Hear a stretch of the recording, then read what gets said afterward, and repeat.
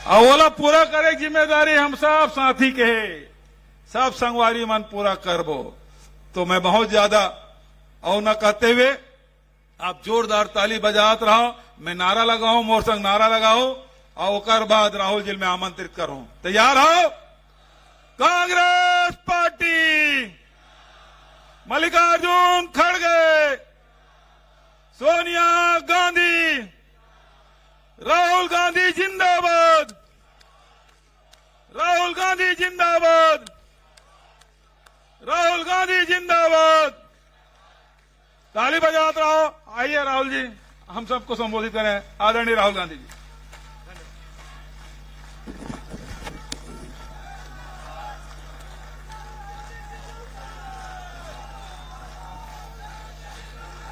कुमारी शैलजा जी, Bhupesh Baghel ji, TS Singhdeo जी, दीपक बैद जी, चरणदास महंत जी, Congress party के हमारे सब कार्यकर्ता, भाइयों और बहनों,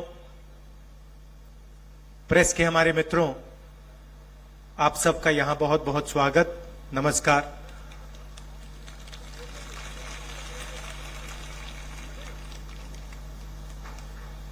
पिछले चुनाव में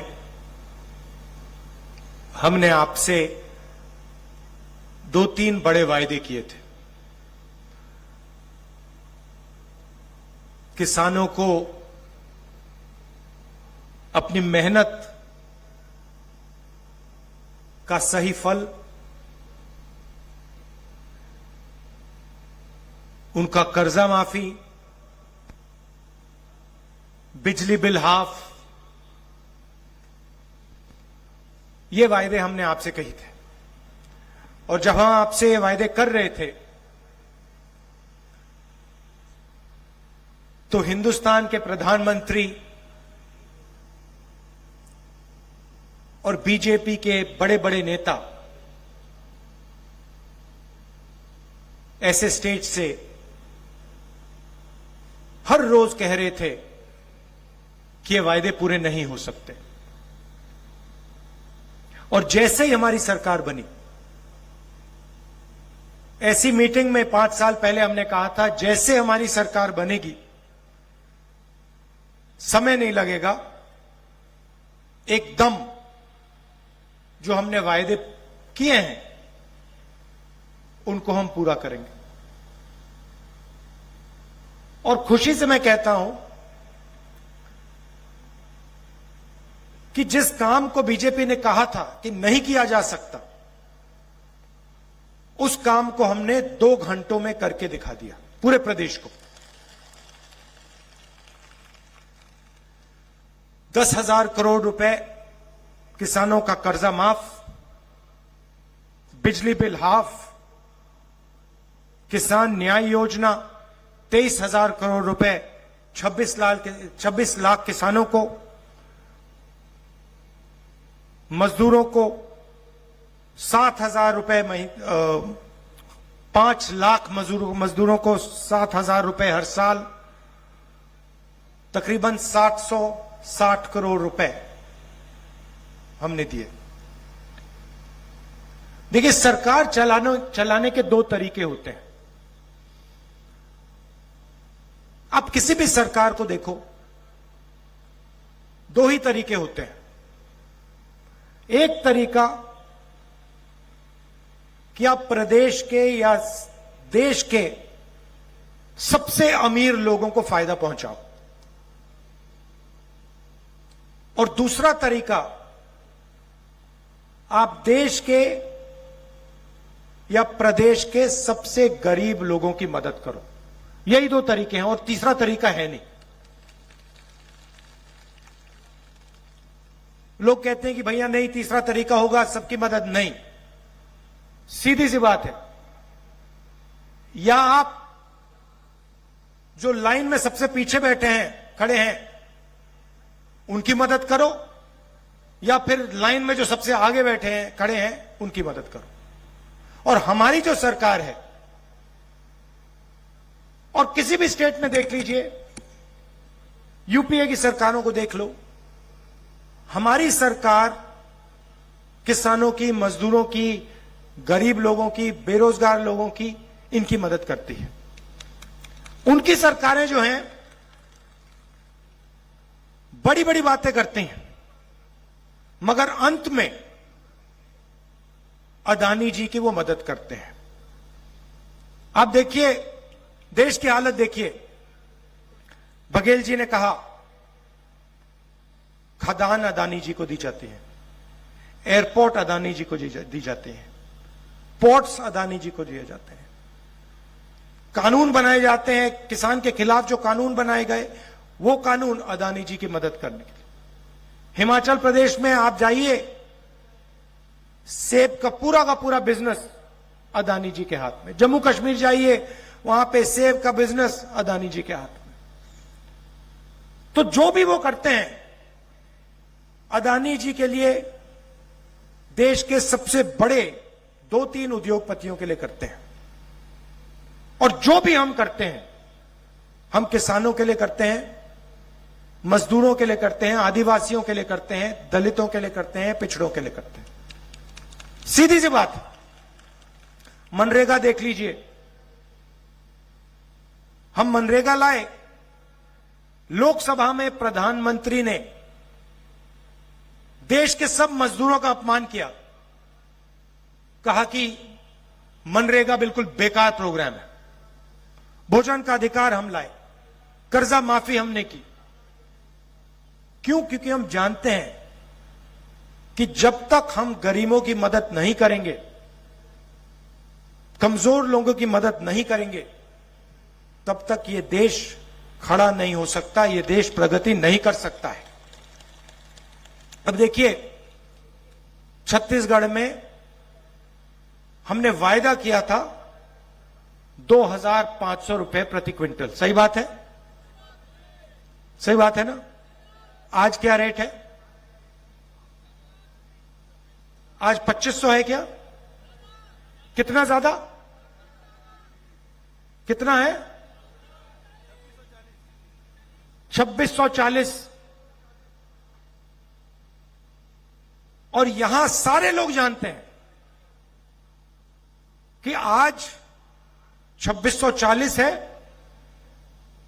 कांग्रेस पार्टी ने वायदा किया था 2,500 का, और आने वाले समय में जाके वो 3,000 तक पहुंचेगा। सब जानते हैं, पूरा प्रदेश जानता है। अब इसका क्या फायदा है? सबसे पहले किसानों की मदद होती है, मजदूरों की मदद होती है। अब जब किसान के जेब में पैसा आता है, वो उस पैसे का इस्तेमाल गांव में करता है, गांव में वो अपना पैसा डालता है, कुछ खरीदता है, और पूरी गांव की अर्थव्यवस्था बढ़ती है। बीजेपी की सरकार क्या करती है? वही पैसा जो हम किसान को देते हैं, 2,500 प्रति क्विंटल लाखों किसानों को हमने जो दिया, वही पैसा बीजेपी अदानी को दे देती। क्या अदानी अपने पैसे को गांव में डालता है क्या? क्या अदानी अपने पैसे को गांव में खर्च करता है क्या? नहीं। अदानी आपका पैसा उठा के विदेश में, लंदन में, अमेरिका में अपना पैसा खर्च करता है, बड़ा मकान खरीदता है, बड़ी बड़ी कंपनियां खरीदता है। तो हम जो काम करते हैं आपकी अर्थव्यवस्था को चलाने के लिए करते हैं, आपकी मदद करने के लिए करते हैं।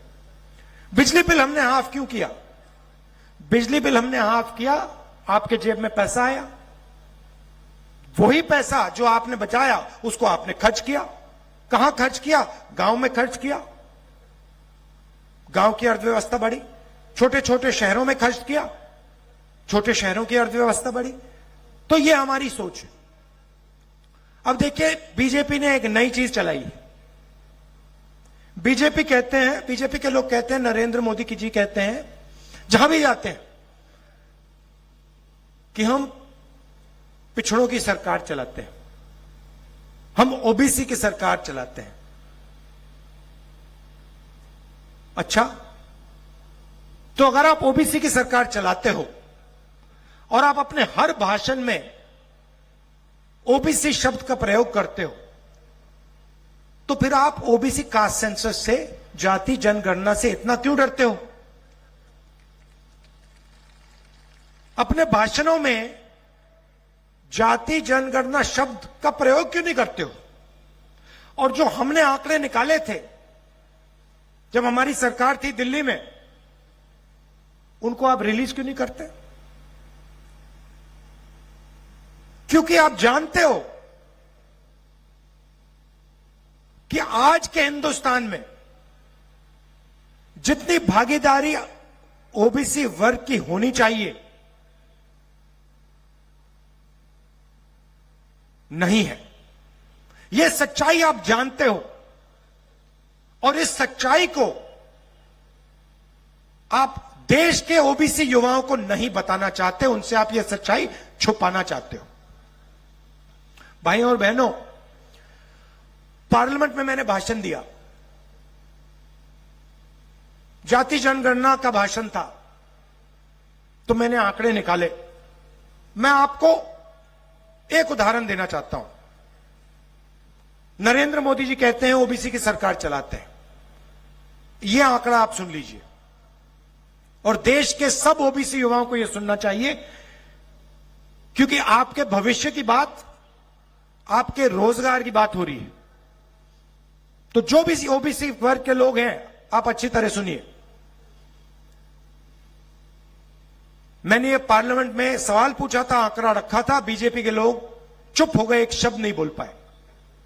वही लोग जो ओबीसी की सरकार चलाते हैं। भाइयों और बहनों, हिंदुस्तान की सरकार को 90 अफसर चलाते हैं। आप गलतफहमी में मत होइए। लोकसभा के एमपी, राज्यसभा के एमपी सरकार को नहीं चलाते हैं। हिंदुस्तान सरकार में 90 आईएएस ऑफिसर्स हैं, जिनको secretary to government of India कहा जाता है, कैबिनेट सेक्रेटरी कहा जाता है। ये सरकार को असलियत में चलाते हैं। सारे के सारे निर्णय ये लेते हैं। मनरेगा में कितना पैसा जाएगा, सेना को कितना पैसा मिलेगा, वायुसेना को क्या मिलेगा, भोजन के अधिकार में क्या जाएगा, पूरा का पूरा पैसा, सारे से सारे निर्णय ये लेते हैं। 90 लोग हैं। अब मैं आपसे पूछना चाहता हूं, इन 90 लोगों में से जो हिंदुस्तान की सरकार को चलाते हैं, रीढ़ की हड्डी जो है, सारे के सारे निर्णय लेते हैं, इन 90 लोगों में से पिछड़े वर्ग के कितने लोग हैं? भाई और बहनों, 3। 90 में से सिर्फ 3 लोग ओबीसी वर्ग के हैं। हिंदुस्तान का बजट तकरीबन 45 लाख करोड़ रुपए का है। 45 लाख करोड़ रुपए का है। उसमें से ये 3 अफसर सिर्फ 5% बजट पर निर्णय लेते हैं। अब मेरा सवाल है, क्या हिंदुस्तान में ओबीसी की आबादी सिर्फ 5% है? जहां भी जाते हैं हम, पिछड़े लोग मिलते हैं, ओबीसी लोग मिलते हैं, हर प्रदेश में मिलते हैं। देश की रीढ़ की हड्डी हैं, अलग अलग काम करते हैं। 5% हो ही नहीं सकते, सवाल ही नहीं उठता। कम से कम 50-55% ओबीसी वर्ग है हिंदुस्तान में। मगर यह सच्चाई नरेंद्र मोदी जी आपको नहीं बताना चाहते।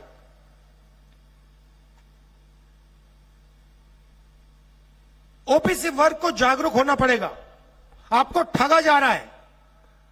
आपकी आबादी 50% से ज्यादा है, मगर हिंदुस्तान को चलाने में आपको 5% भागीदारी भी नहीं मिल रही। और जब मैंने यह सवाल नरेंद्र मोदी जी के सामने पूछा, और मैं आज फिर पूछ रहा हूं, नरेंद्र मोदी जी, आपने इस सवाल का जवाब क्यों नहीं दिया कि हिंदुस्तान में 50% ओबीसी वर्ग है, उनको 5% बजट में भागीदारी मिल रही है। आप 24 घंटे कहते हो ओबीसी की सरकार चला रहा हूं, आप झूठ कहते हो।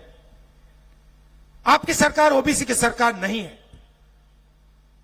और यह बात हर ओबीसी युवा को समझनी होगी। मैं आपके भविष्य की बात कर रहा हूं। आपके साथ नरेंद्र मोदी जी और बीजेपी अन्याय कर रहे हैं, और पहला कदम आपके लिए, पहला कदम जाति जनगणना है। उसके बाद पूरे देश को पता लग जाएगा ओबीसी की आबादी, सच्ची आबादी कितनी। नरेंद्र मोदी जी अपने एक भी भाषण में यह बात नहीं उठाते। प्रेस वाले तो उनसे सवाल पूछ नहीं सकते, प्रेस कॉन्फ्रेंस तो कभी करते नहीं है।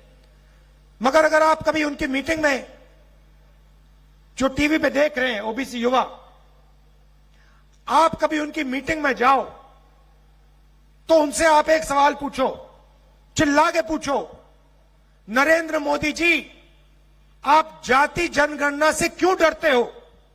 कांग्रेस पार्टी ने जो जाति जनगणना के जो आंकड़े थे वो निकाले, उनको आप रिलीज क्यों नहीं कर रहे हो?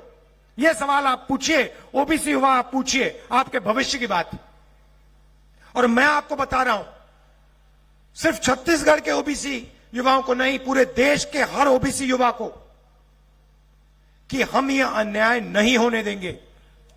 जाति जनगणना को हम आपके लिए जल्दी से जल्दी करवा देंगे। दिल्ली में सरकार आएगी, जैसे हमने यहां कहा था, 2 घंटे में काम शुरू हो जाएगा। और छत्तीसगढ़ में सरकार आएगी तो छत्तीसगढ़ की सरकार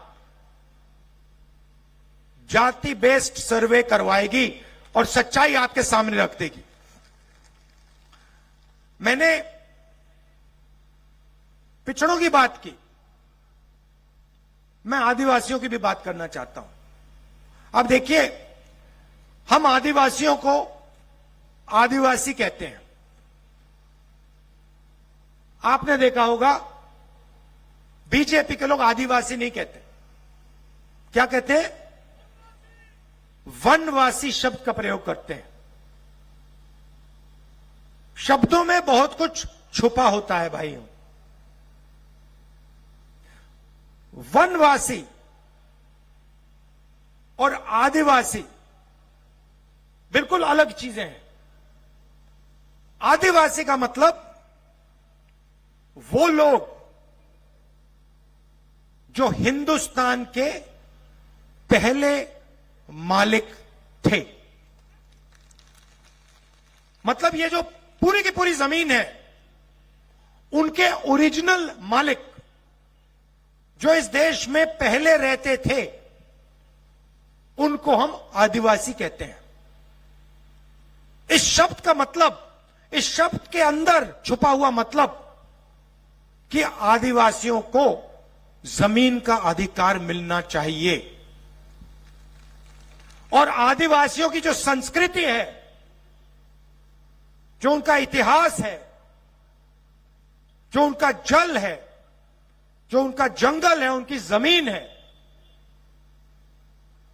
उसकी रक्षा की जानी चाहिए और उसके हक आदिवासियों को मिलने चाहिए, क्योंकि वो हिंदुस्तान के पुराने पहले मालिक हैं। यह है आदिवासी शब्द का मतलब। वनवासी का दूसरा मतलब है। वनवासी शब्द का मतलब यह नहीं है कि आप हिंदुस्तान के पहले मालिक थे। वनवासी शब्द यह नहीं कहता है कि आपको हक मिलना चाहिए। आदिवासी शब्द का मतलब यह है कि भैया आप लोग जंगल में रहते हो। यह फर्क है दो शब्दों में। वनवासी शब्द हिंदुस्तान के आदिवासियों का अपमान है, आप पर आक्रमण है, आपकी संस्कृति पर, आपकी हिस्ट्री पर, आपकी अलग अलग भाषाओं पर यह शब्द आक्रमण है। सच्चा शब्द आदिवासी। अब आदिवासियों के लिए कांग्रेस पार्टी ने क्या किया और बीजेपी क्या करती है? आपने देखा होगा कुछ ही महीने पहले मध्य प्रदेश में एक आदिवासी युवा पर बीजेपी के एक नेता ने पेशाब किया। आपने देखा, वीडियो देखा आपने? यह इनकी सोच है। हमने क्या किया? हम पैसा कानून लाए, आपकी जमीन पर आपको अधिकार दिया,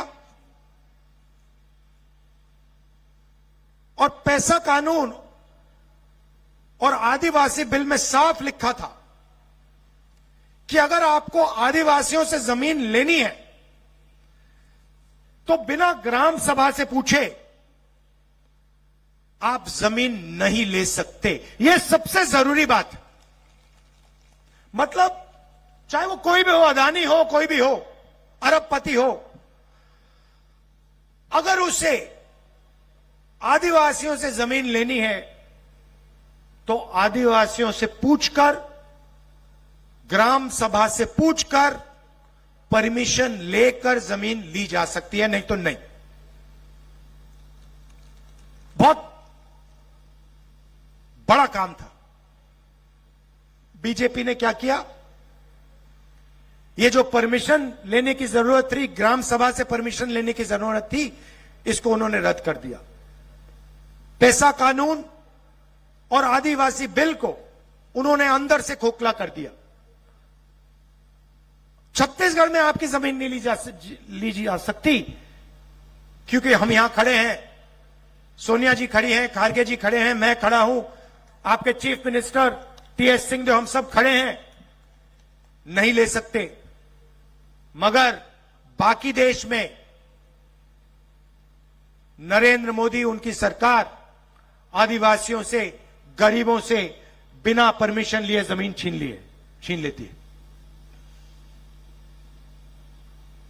अब देखिए हम आपके लिए क्या करने जा रहे हैं। पहले तेंदुपत्ता की बोरी 2,500 रुपए में की थी, अब हम उसको 4,000 रुपए करने जा रहे हैं। आपके जो माइनर फॉरेस्ट प्रोडक्ट्स हैं, जो जंगल में उगते हैं, उसके लिए 10 रुपए एक्स्ट्रा हम एमएसपी देने जा रहे हैं। अच्छा, एक और बात, बहुत जरूरी बात, जहां भी बीजेपी के नेता जाते हैं वो हिंदी की बात करते हैं, कहते हैं हिंदी सबसे जरूरी भाषा है, और कहते हैं कि देखिए छत्तीसगढ़िया और अंग्रेजी जरूरी भाषाएं नहीं है। हमारी सोच अलग है। हम कहते हैं हिंदी भी जरूरी है, छत्तीसगढ़िया भी जरूरी है, और अंग्रेजी भी जरूरी है। क्यों? कि अगर आपको छत्तीसगढ़ में बातचीत करनी है तो आप छत्तीसगढ़िया का प्रयोग करोगे। अगर आपको यूपी में बात करनी हो, आप यूपी जाओ, मध्य प्रदेश जाओ, तो हिंदी काम आएगी। और अगर आप बाकी दुनिया के लोगों से बात करना चाहो कोई टूरिस्ट आए उससे आप बात करना चाहो, कोई बड़ी कंपनी का मालिक अमेरिका से आए उससे आप बात करना चाहो, तो फिर अंग्रेजी चलेगी। तो हम चाहते हैं कि आप जहां भी जाओ आप भाषा का प्रयोग कर पाओ और उसका फायदा उठा पाओ। अब आप एक काम कीजिए, किसी भी बीजेपी के नेता से आप पूछ लीजिए जो स्टेट से 24 घंटा कहते हैं कि भैया अंग्रेजी खराब है, सिर्फ हिंदी होनी चाहिए। आप उनसे एक सवाल पूछिए,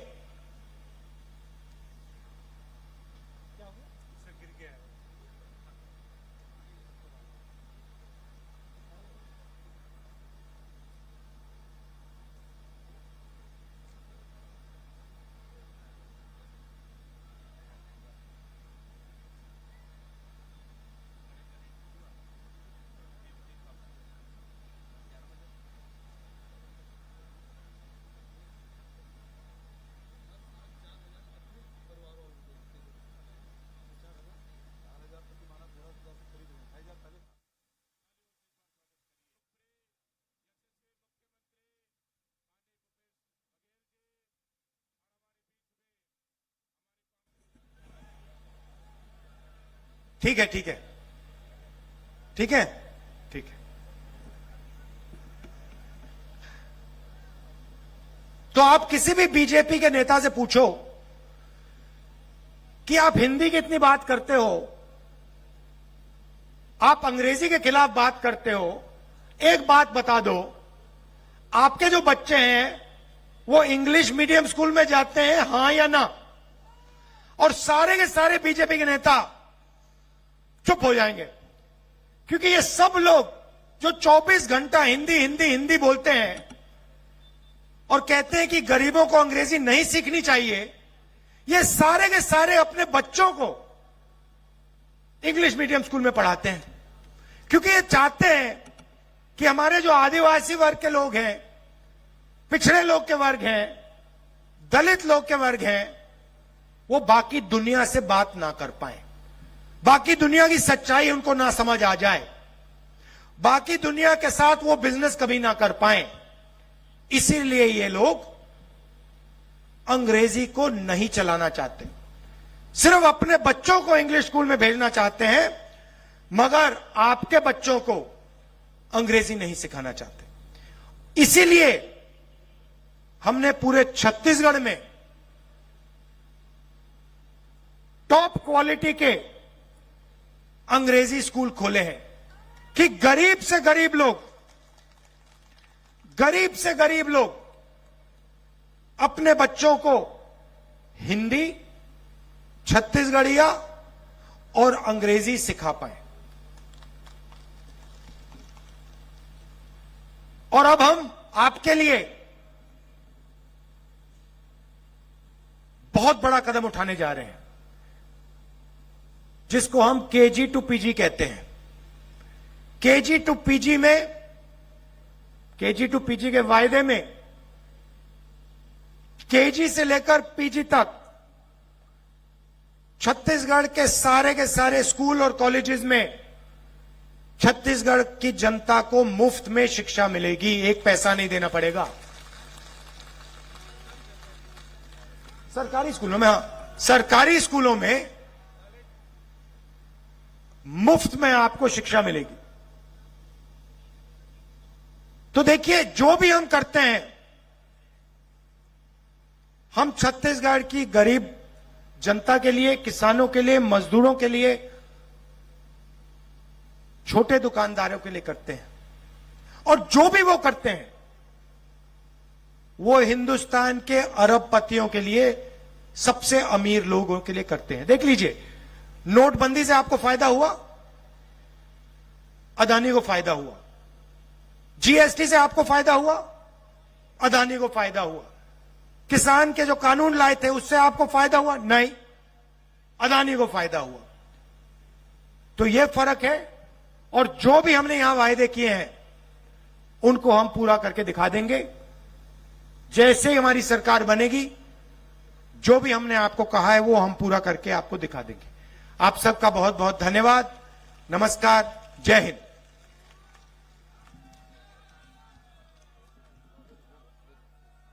अभी राहुल जी ने 2 महत्वपूर्ण घोषणा की, उसके लिए हम धन्यवाद देते हैं। सबसे पहली बात यह है कि जितने भी सरकारी school, college, medical college, engineering college में शासकीय जो कॉलेज है उसमें किसी वर्ग भी छात्र छात्रा हो उसको न एडमिशन फीस होगा न ट्यूशन फीस लगेगा, फ्री में शिक्षा होगी। ये सबसे बड़ा कदम देश में पहली बार ये हुआ है। जोरदार ताली बजा के स्वागत करें। दूसरा, तेंदुपत्ता तोड़ने वाले 4000 प्रति मानक बोरा मिलता है। अब उन परिवारों को हर साल राजी जी के नाम से प्रोत्साहन राशि मिलेगी, वो 4000 रुपया प्रति वर्ष मिलेगा। ये दूसरी बड़ी घोषणा राहुल जी ने की। बहुत बहुत धन्यवाद देता हूं आदरणीय राहुल जी को।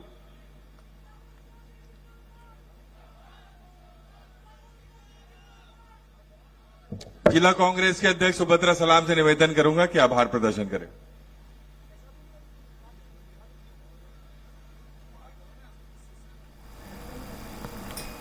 तो भानु प्रतापपुर से कांग्रेस सांसद राहुल गांधी को आप सुन रहे थे। जनसभा को उन्होंने संबोधित किया। इस दौरान उन्होंने अडानी, आदिवासी, ओबीसी आरक्षण और जनगणना को लेकर एक बार फिर से भारतीय जनता पार्टी पर निशाना साधा। वक्त एक छोटे से ब्रेक का है, फौरन हाजिर होंगे।